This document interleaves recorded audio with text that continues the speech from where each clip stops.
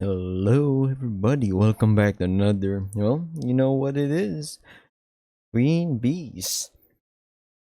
Hopefully, subscribe, like, comment, share to friends and loved ones. And other than that, let's get back to the game. I've been gradually straining my eyes against the fading light for some time before I realize night has fallen. Tempus.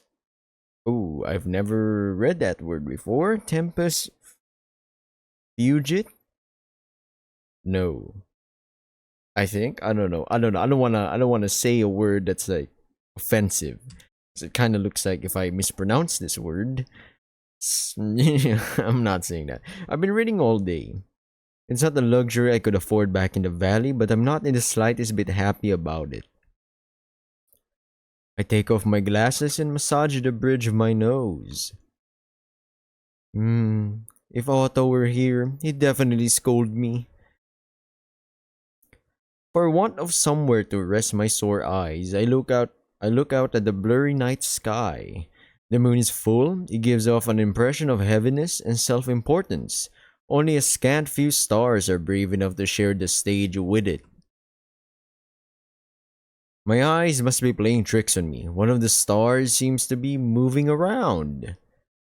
I put my glasses back on and squint at the sky.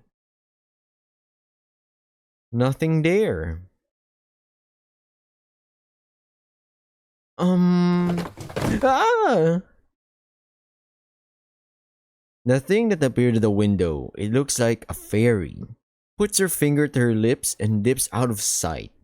The guard, who must have been dutifully standing sentry at the entrance this whole time, appears from around the corner of the alcove where I've been reading. He stares down at me and then looks around the alcove. I'm sorry, it's nothing. I just stubbed my toe in the dark. He scrutinizes me one more time and then saunters back out of sight. The tiny winged girl appears at the window once again. She didn't actually hide, but in fact turned invisible. You're Brownwin? I am, and who might you be? Cracked my neck. I'm Echo. Otto sent me.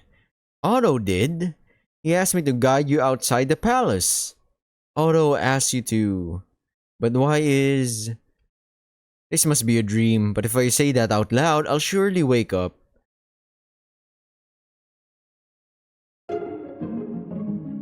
Alright, going to my main man Otto. Let's go. In the crypt. Or in the sewers? I can't recall. Switch and I continue our trudge through the darkness. Just as I'm beginning to wonder how much longer it will take, I bumped up against what I quickly surmised to be the far end of the passage. This must be the place. Back up a bit. I can't lift my arms. Hey, be careful where you put your hands. Soft. I push hard against the stone ceiling until it gives way, flooding the passage with light. For a brief moment, I worry that we've emerged in an inhabited area, but it's only the light of the moon, made bright by contrast with the absolute darkness of the passage. I brace my feet against the walls of the passage and peer furtively around topside.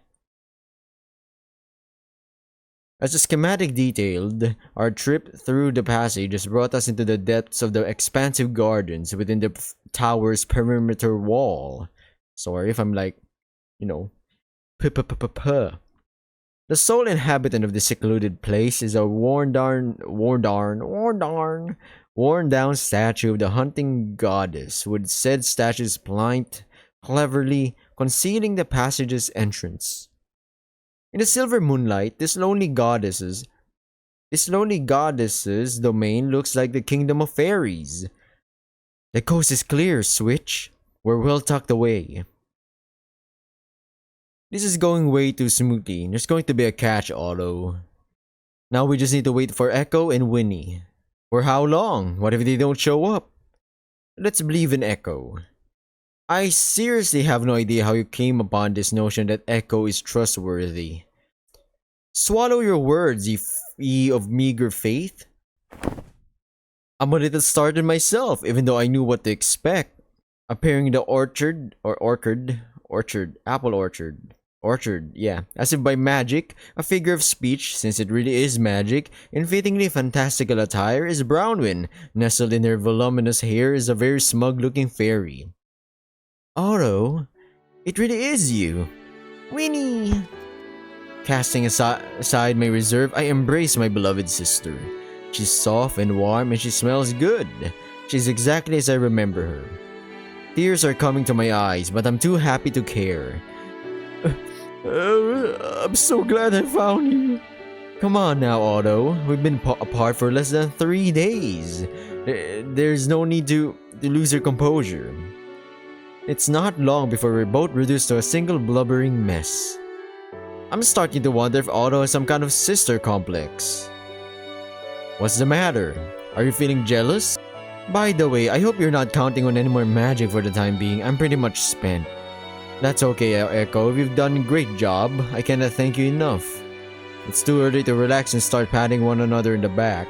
We're still in the belly of the beast, so to speak. Switch is right. It's too early to relax. Exactly. They haven't really escaped yet.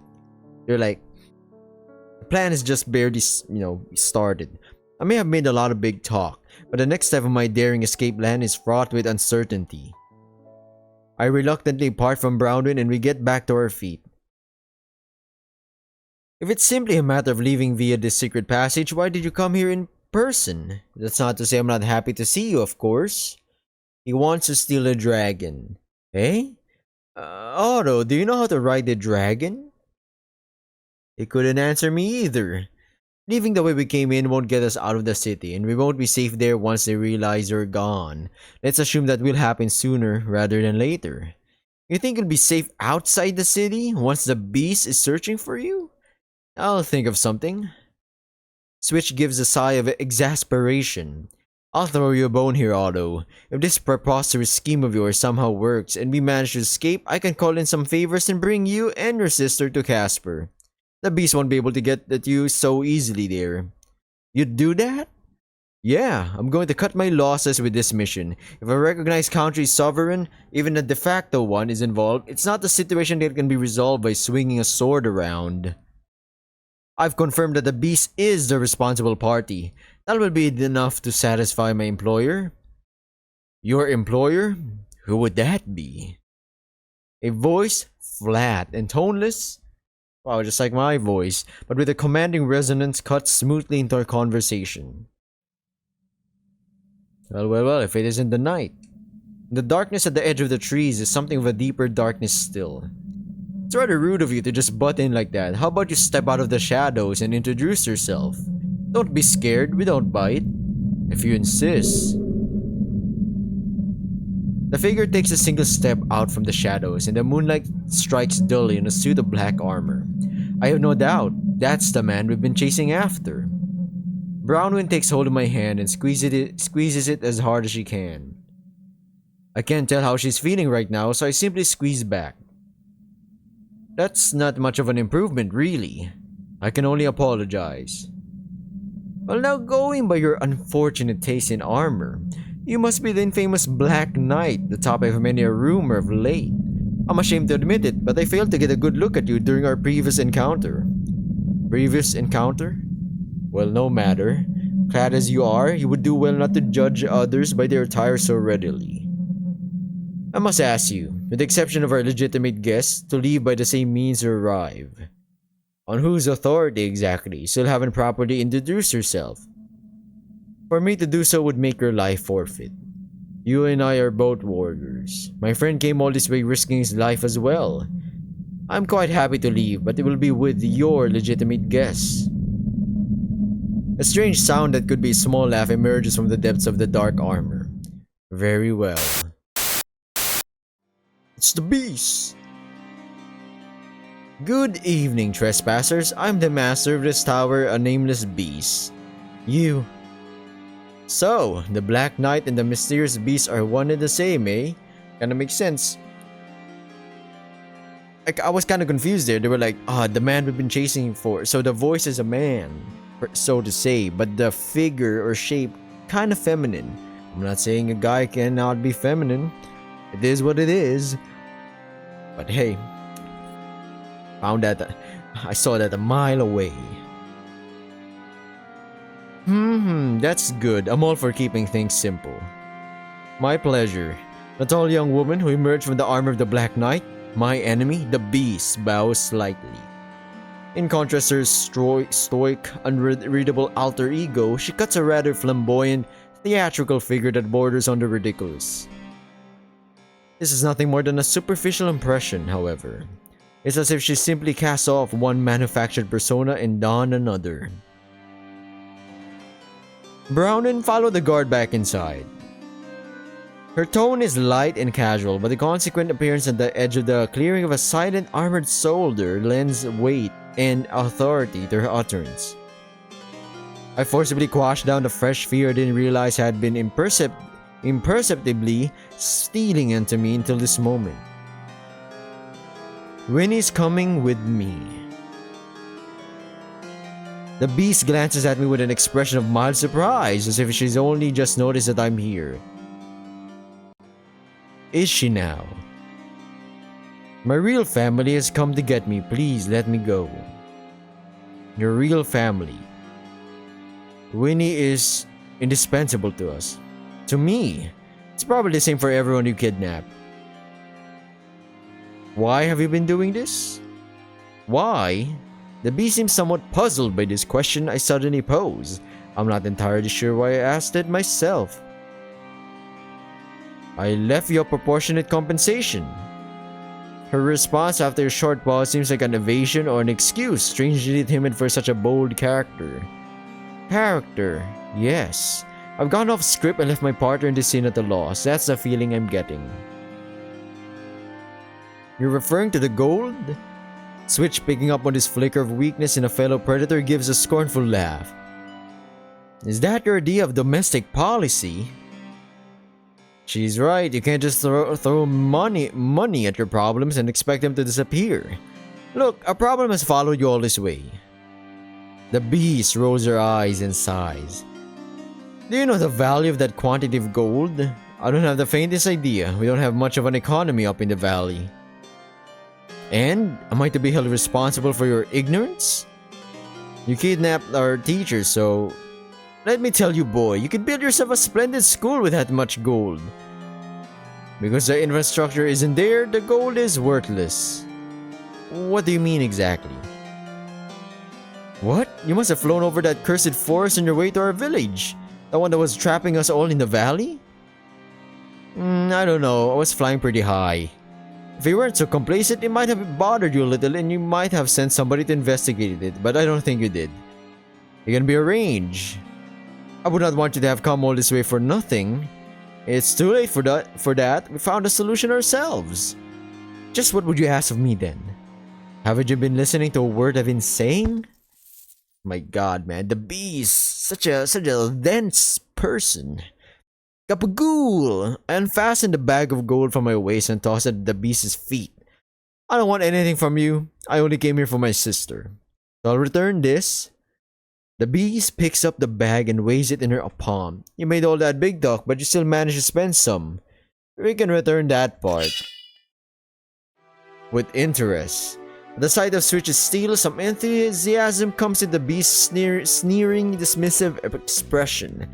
Good! Rather than a boring, fruitless argument with some ignorant peasant, I'd much prefer to cross swords with a beautiful foreign spy. Where is her sword anyway? Are you going to snap your fingers and summon a golden-haired page boy who carries it around for you? Oh, that would be very regal, wouldn't it? Ah, how cool. But know this, girl, there's something which even the lowliest of mongrels can boast. That is, that it's never far from its fangs. Yo! Now that's magic. The Beast lunges forwards, drawing the dark blade that suddenly appeared at her hip and bringing it down on Switch in the same motion. The sheer reckless violence with which she occupies a space where her opponent had been standing is enough to make me flinch. To say nothing of that eerie sword, a cold black blade that reflects no moonlight. Looking at it, or rather looking into it, I feel a strange sense of relief at being unarmed. I suppose this feeling must be cowardice. Switch evades the assault with adept composure, but is forced into her back foot. Ugh, Get out of here, Otto. Stick to our plan. Get out of here. I can't just leave you behind. Unlike you, I can take care of myself. So wipe that dopey look off your face and get moving.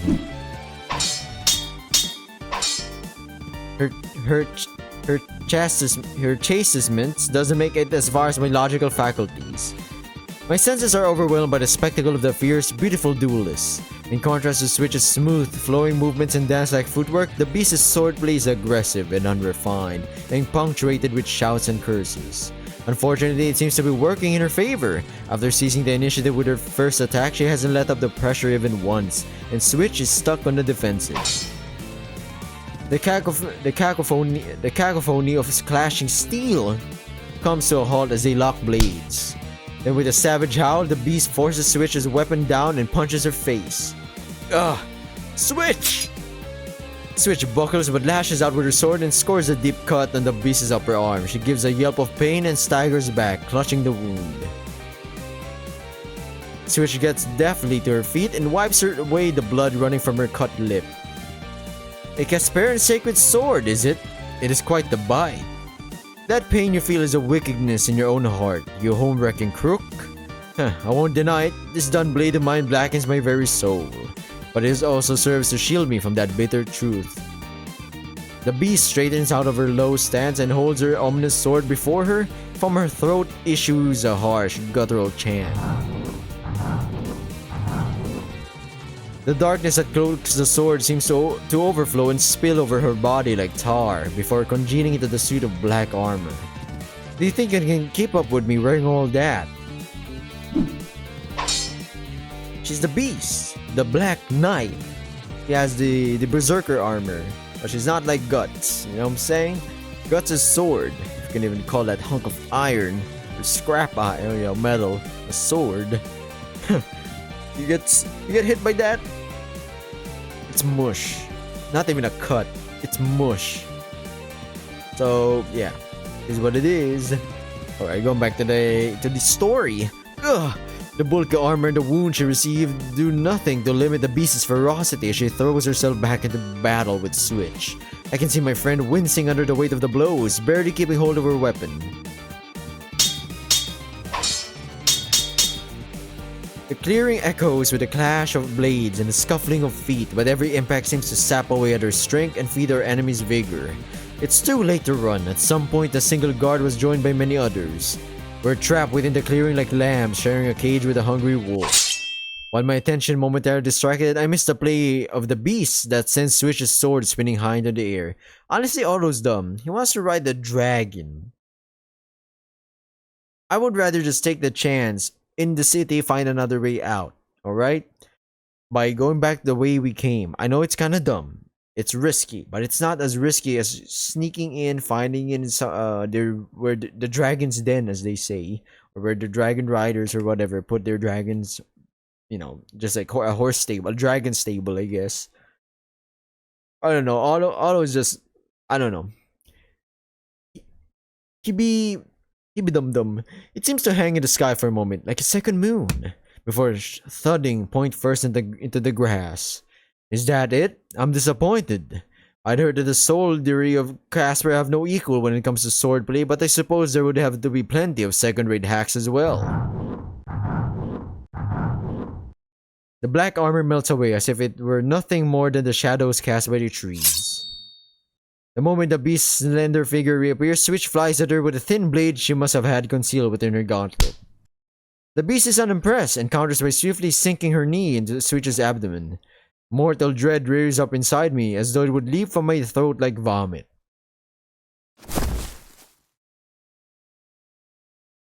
Switch falls to her knees and the beast's gloved hand roughly grasps her jaw and tilts her face into the light.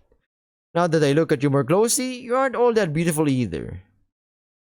She drops Switch as though she were a boring toy that no longer amuses her, and only now do the guards rush in to restrain us.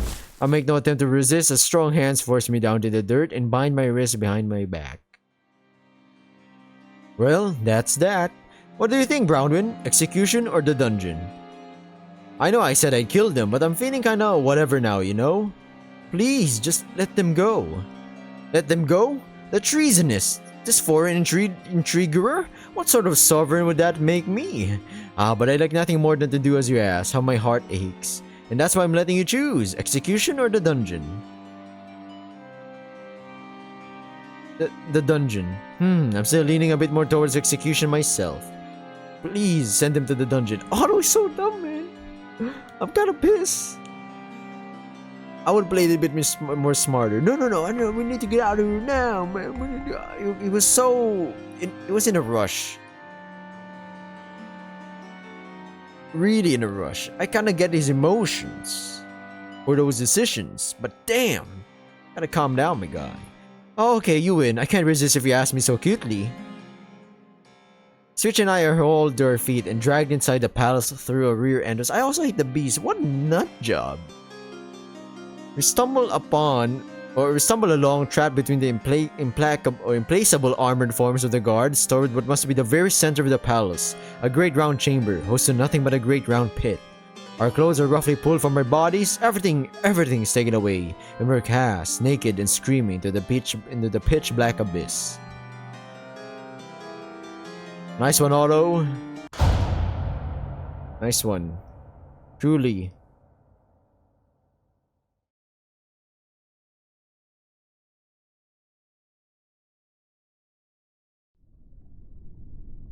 I'm feeling kind of whatever now, you know? I've been left behind. Nah, I don't know how it happened, but I'm alone now. That's all I know. Where am I? I'm still in the water. Sunlight is shining down on me. This is strange because Why should it be strange that the sun is shining? Why should it be strange that I'm in the water? I can't swim properly. I can barely resist even this gentle current. I must have been injured. But when? I was swimming, of course. Swimming up the river, boldly defying the current with the rest of the school. Brothers and sisters, united in form and purpose. And then I suppose I must have crashed into something and suffered an injury.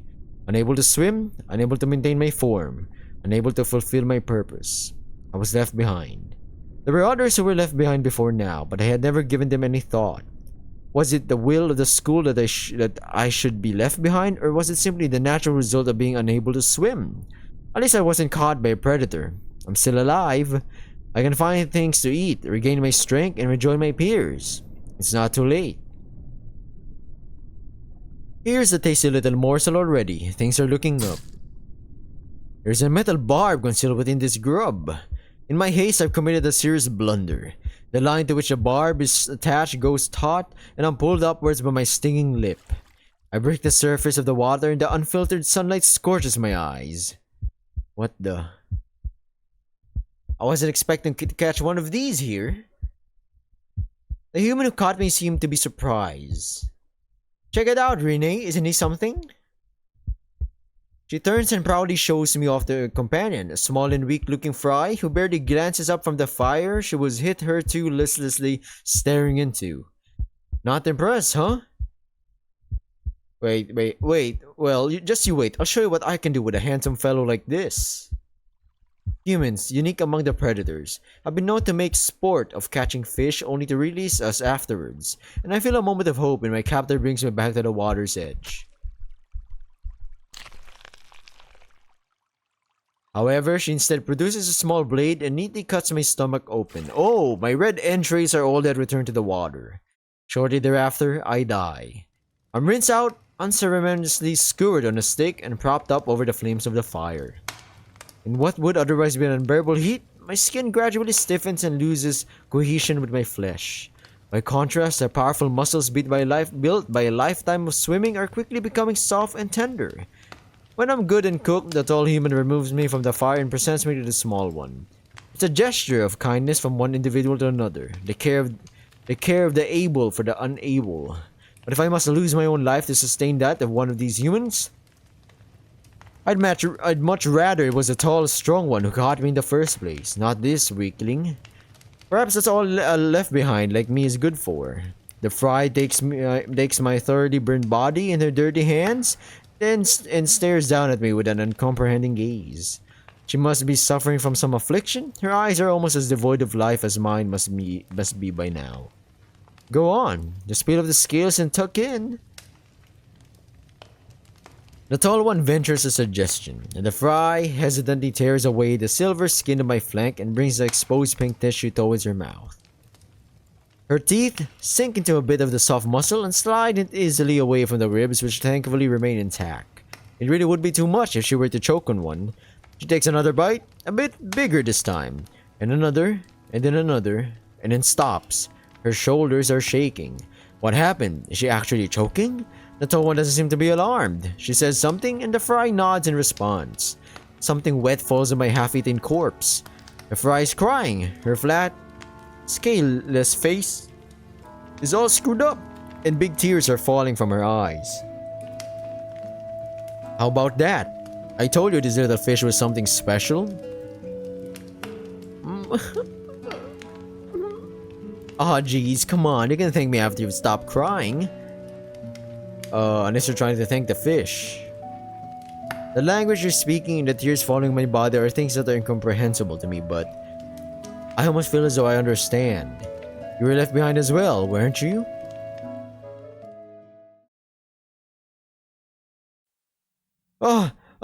Just a dream.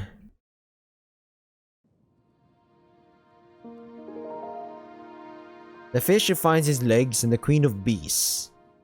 Chapter 4.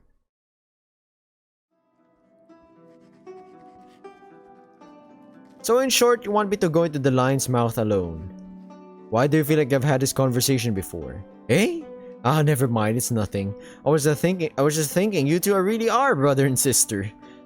Echo polishes off the sweet I gave her and floats from the desk where I've been writing with a flutter of her narrow wings. Anyway, you can leave this matter to me. Thank you, Echo.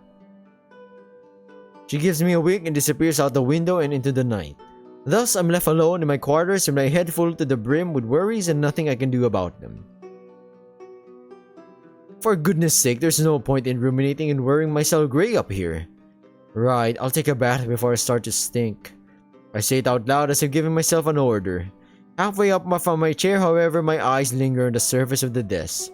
Laying there next to the writing paraphernalia is a small object I acquired in the garden. Hiding it on my person, I blow out the candle and leave the room. Glancing into the hair on my way out, I notice her beastliness is not present in their company.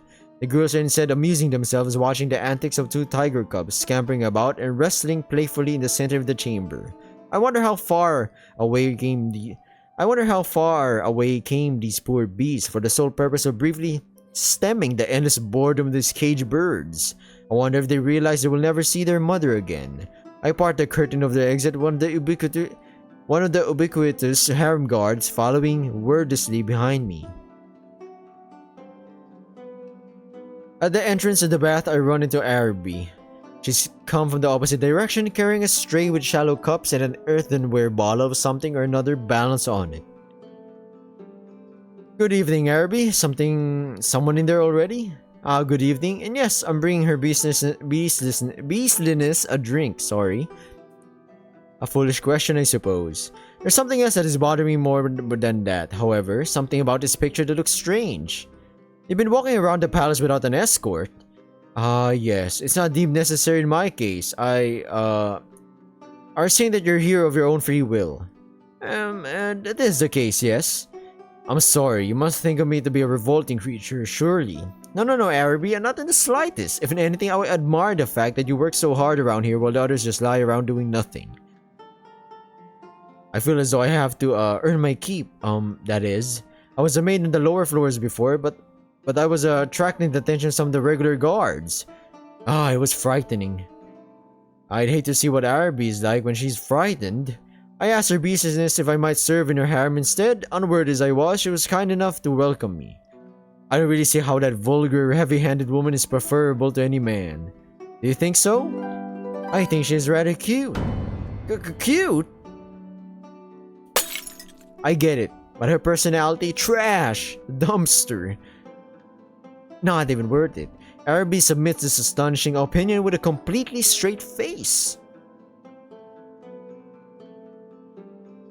You're going to have to elaborate. She likes to act the part of a bold and selfish tyrant, but that's all it is, really, an act. But that act has made her a tyrant in truth. She is capable, certainly, ruthless and violent. I've seen that firsthand, but underneath, underneath all that, she's still a child, a kind and lonely. Yeah, she's a child, man. She's like, I get it. Based from her personality, she's like, I want that. A harem, not bad. Let's do it. You know, like beastliness, like a beast. Just going by the instinct, not even thinking.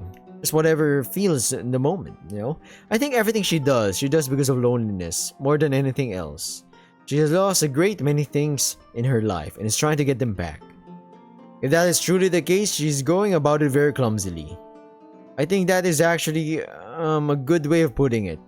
She is a very clumsy person. A positively motherly smile floats across Araby's face before twisting back into its usual formation of unwarranted anxiety.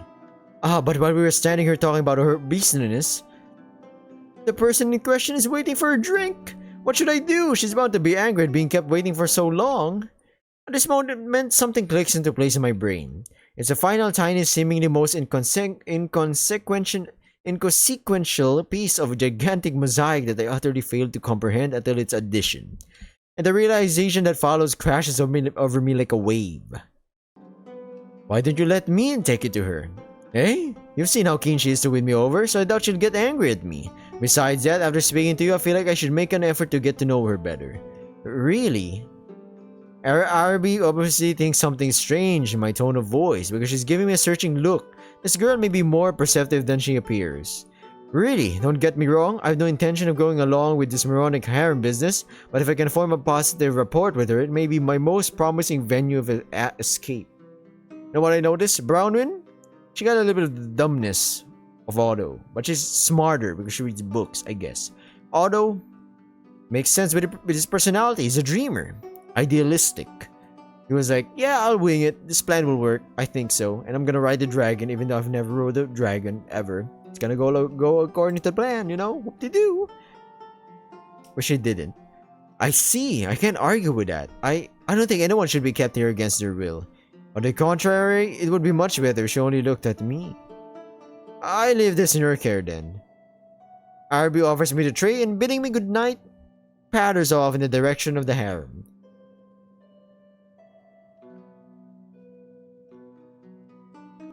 Now to enter the dungeon lair. The lair of the dragon. There we go. Ah damn. The beast looks over her shoulder at me as I enter the baths, a somewhat petulant expression on her face that disappears when she realizes it's me. Brownwyn in her birthday suit, what did I do to deserve such a feast for my eyes? You are truly vulgar. You look the other way if you're not going to behave yourself. Go on, eyes in front. Fine. You can at least hurry up and pour me that drink. Kneeling down behind her, I pour out a measure of the clear liquid into one of the shallow cups and hand it over to her. She takes it from me without looking back. I'm surprised you don't drink it straight from the bottle. Sake should be drank from a sake cup. You may think me a brute, but I appreciate elegance in my own way. I'm sorry, I don't find that. Nah. I mean, I get it. People have their own way. I still hate her though. Of course, her true aesthete. I reach into my hair and pull out the slim blade Otto's foreign companion dropped in the garden. With a lack of hesitation that surprised even myself, I reach around and put it in the beast's throat. Oh! You picked up something dangerous, I see. I'm curious if having your throat slit in the bath would also fit with your aesthetic ideal.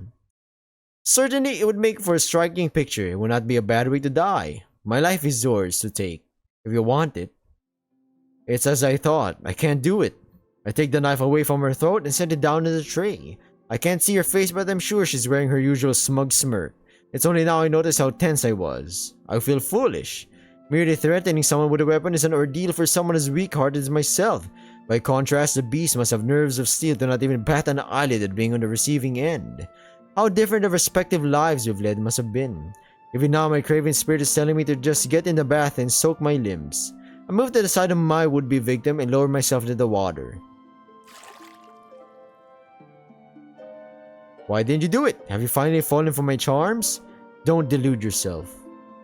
Then why? Why aren't you upset with me? I threw your precious little brother in the dungeon. It's a fate worse than death.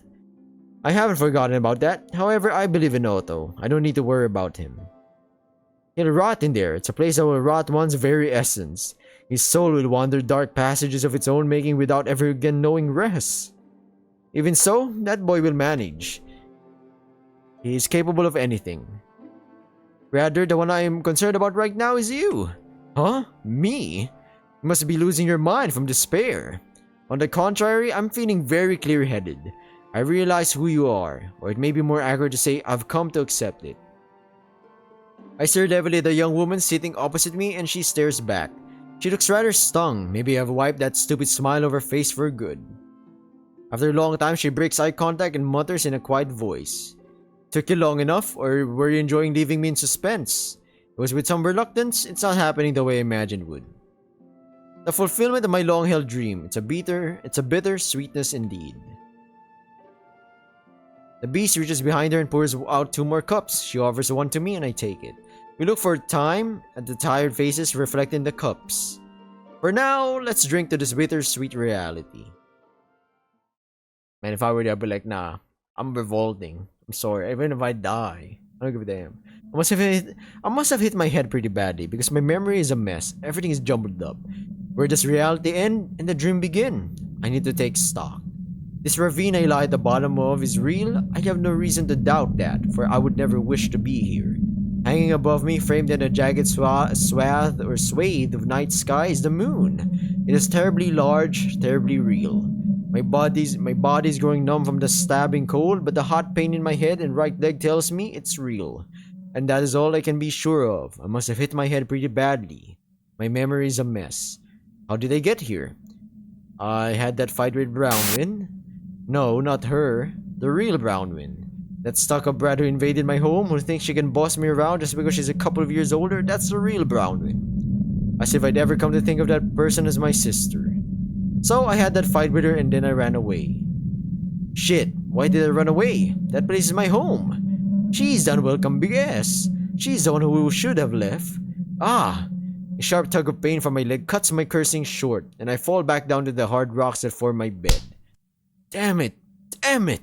So who the hell was that beauty with huge boobies? Did I just dream her up?